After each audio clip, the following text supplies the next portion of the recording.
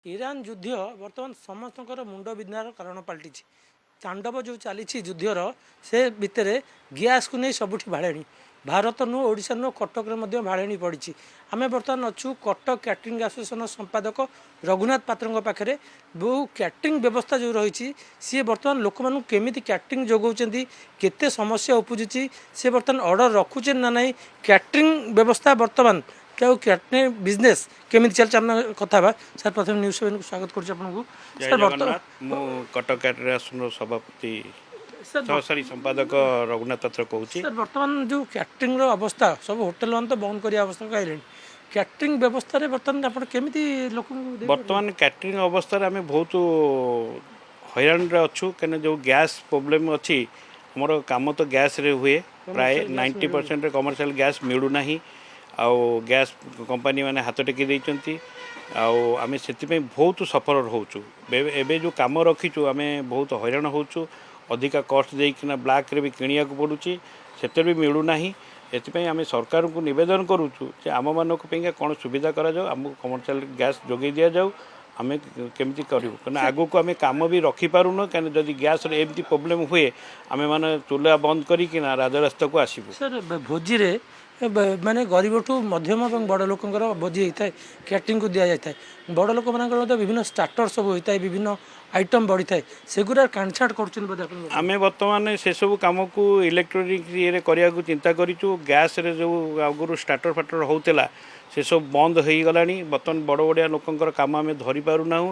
କି ଆଗକୁ ଏଇ ଯଦି ପ୍ରୋବ୍ଲେମ୍ ରୁହେ ତାହେଲେ ଆମେ ରାଜରାସ୍ତାକୁ ପଳେଇ ଆସିବୁ, ଆମେ ଚୁଲା ବନ୍ଦ କରିକି। ସାର୍ କ୍ୟାଟରିଂ ବ୍ୟବସ୍ଥାର ବର୍ତ୍ତମାନ ଯେଉଁ ବ୍ୟବସାୟୀ ଆପଣମାନେ ଚଳୁଛନ୍ତି, ଆପଣମାନଙ୍କ ଆସୋସିଏସନ ଯେଉଁ ମେମ୍ବର ଅଛନ୍ତି, ଯେଉଁମାନେ ସେଇଥିରୁ 2 ପଇସା 5 ପଇସା ରୋଜଗାର କରୁଥିଲେ, ବର୍ତ୍ତମାନ ତାଙ୍କ ତ ପେଟ ପାଟଣା ବନ୍ଦ ହେଇଯାଇଥିବ। ବର୍ତ୍ତମାନ ଛୋଟ ମୋଟ କ୍ୟାଟରିଂ ବାଲା ବହୁତ ବନ୍ଦ କଲେଣି। କାଠ ଚୁଲାରେ କାମ କରି ହେଉନି, କାହିଁକିନା ଯେଉଁମାନେ ଗ୍ୟାସ୍ରେ କରୁଥିଲେ କାଠ ଚୁଲାକୁ ଭୁଲି ଯାଇଛନ୍ତି କି କାଠ କୋଇଲାକୁ ଭୁଲି ଯାଇଛନ୍ତି, ସେମାନେ ହଠାତ୍ କାଠ ଚୁଲାକୁ ଆସିପାରୁନାହାନ୍ତି।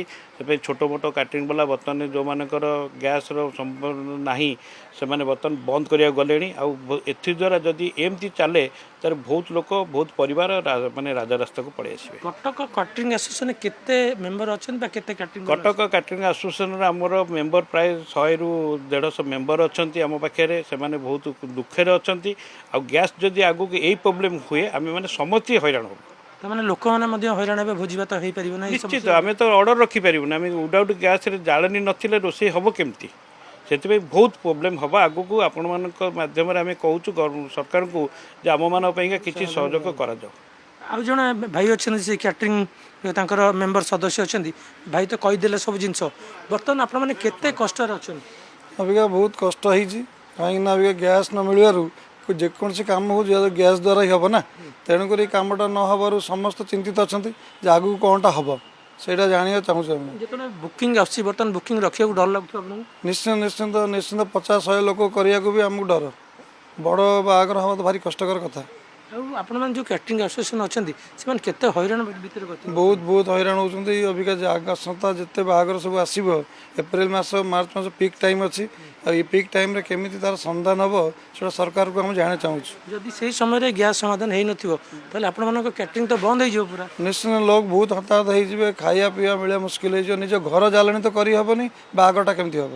ଆପଣ ଶୁଣିଥିଲେ ସମ୍ପାଦକ କହୁଥିଲେ ଏବଂ ତାଙ୍କର ଜଣେ ସଦସ୍ୟ କହୁଥିଲେ ଆଗକୁ ଯଦି ଏହି ସମସ୍ୟା ଲାଗି ରୁହେ କ୍ୟାଟରିଂ ବ୍ୟବସାୟୀ ମଧ୍ୟ ପ୍ରଭାବିତ ହେବ ଏବଂ ଆବଶ୍ୟକ ପଡ଼ିଲେ ବୁକିଂ ରଖିପାରିବେ ନାହିଁ, କୌଣସି ପ୍ରକାର ରୋଷେଇବାସ ମଧ୍ୟ ହୋଇପାରିବ ନାହିଁ, ଭୋଜିଭାତ ହୋଇପାରିବ ନାହିଁ। ତେଣୁ ସରକାର ଏ ଦିଗରେ ପଦକ୍ଷେପ ନିଅନ୍ତୁ ଏବଂ ଏଇ ଯେଉଁ କୁହାଯାଏ କମର୍ସିଆଲ ଗ୍ୟାସ୍ର ବ୍ୟବସ୍ଥା କିଭଳି କଲେ କ୍ୟାଟରିଂ ବ୍ୟବସ୍ଥା ପୁଣି ଆଗକୁ ବଢ଼ିବ, ଲୋକମାନଙ୍କର ଭୋଜିଭାତରେ ସାହାଯ୍ୟରେ ଲାଗିବ।